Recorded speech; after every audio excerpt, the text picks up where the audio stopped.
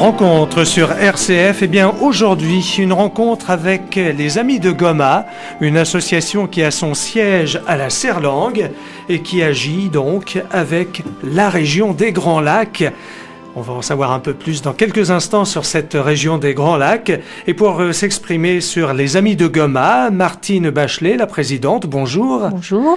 Et Jean-François Sébinois, qui est secrétaire, bonjour. Bonjour. Et vous êtes originaire, Jean-François Sébinois, de cette région des Grands Lacs. Alors on va la situer tout de suite. Oui, mais merci. Je suis originaire de la région des Grands Lacs d'Afrique.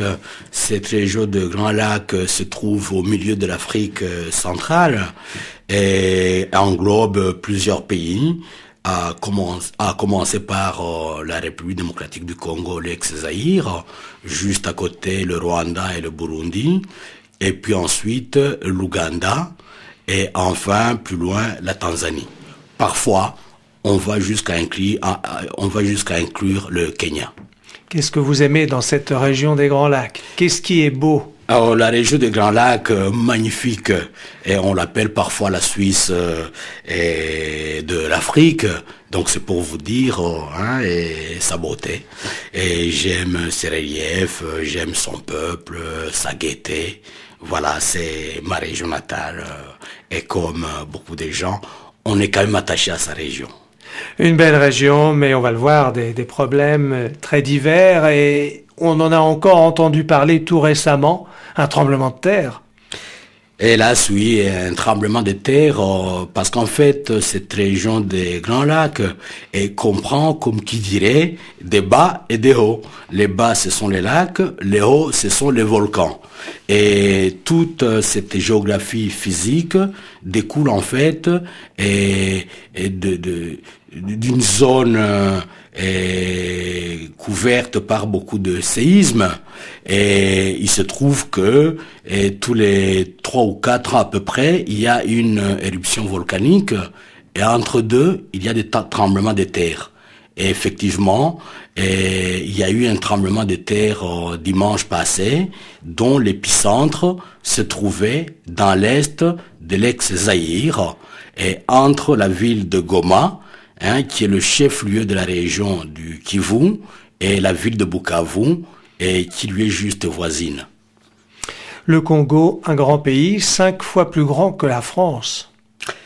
Effectivement, entre le Goma où nous agissons, où nous intervenons, qui est ma région natale, et la capitale Kinshasa, il y a une distance de plus de 2000 kilomètres.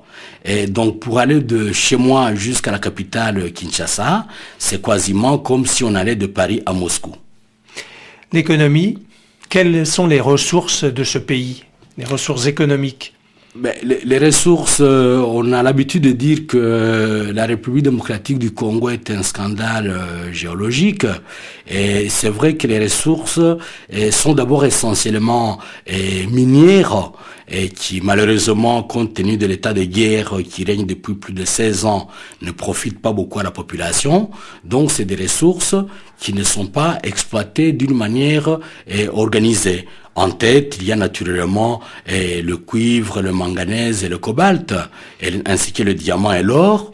Mais dans la région du Kivu, depuis plus récemment, il y a notamment le coltan, et le coltan qui rentre dans la fabrication des téléphones portables et qui est exploité de manière très illégale, et qui permet de financer, hélas, certains des seigneurs de guerre qui terrorisent cette région. Donc des situations difficiles à vivre pour la population, et des situations qui appauvrissent la population. Et plus qu'à appauvrir, c'est des situations qui ne permettent pas à la population d'aller de l'avant. Et quand il n'y a pas de sécurité, quand il n'y a pas de paix, rien n'est possible. Et pourtant, c'est une région très riche, une région qui, avant la guerre, était plus que autosuffisante, qui exportait même.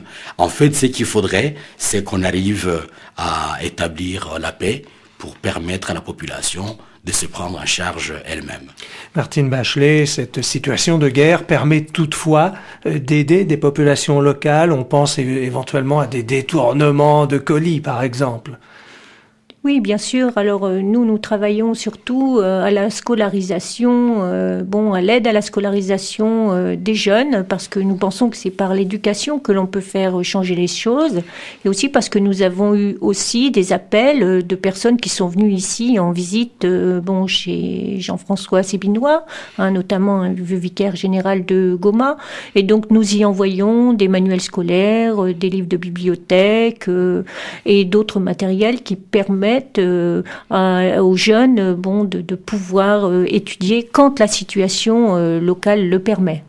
Et ces colis donc sont bien distribués dans les écoles, ils arrivent bien à destination. Bien sûr, les conteneurs, et Jean-François était sur place l'année dernière pour réceptionner le conteneur, sont préparés en lien avec une association qui s'est créée là-bas sur place, qui s'appelle l'Alliance culturelle des écoles secondaires de Goma et de ses environs. Donc nous travaillons parfaitement en cohérence avec une association qui coordonne là-bas les besoins et qui fait les distributions et qui nous envoie des compte rendu, bien sûr. Nous sommes en relation très étroite avec des parents là-bas et aussi des chefs d'établissement. Des échanges de correspondance et peut-être aussi Internet qui facilite sans doute les contacts. Oui, Internet, quoique c'est pas toujours facile pour eux, mais nous avons des échanges Internet, bien sûr, et de correspondance. Et puis nous avons eu aussi un témoin du Sud, comme on dit ici, qui est venu de là-bas nous rendre visite au mois de novembre, donc qui était responsable de l'organisation de l'enseignement là-bas, qui nous a beaucoup apporté au niveau du vécu là-bas et qui nous a refait des demandes. Alors je parle d'Internet, mais bien sûr il faut qu'il y ait des ordinateurs, il faut qu'il y ait un minimum d'équipements. Est-ce qu'il y a suffisamment de ces équipements modernes à Goma ? Mais parmi les envois que nous avons effectués, et là effectivement nous avons également récemment dans le dernier conteneur inclus des ordinateurs et que nous avons distribués, surtout au niveau de l'enseignement secondaire. Et s'il y a des projets à développer, et ce serait effectivement de leur permettre d'accéder aux nouvelles technologies.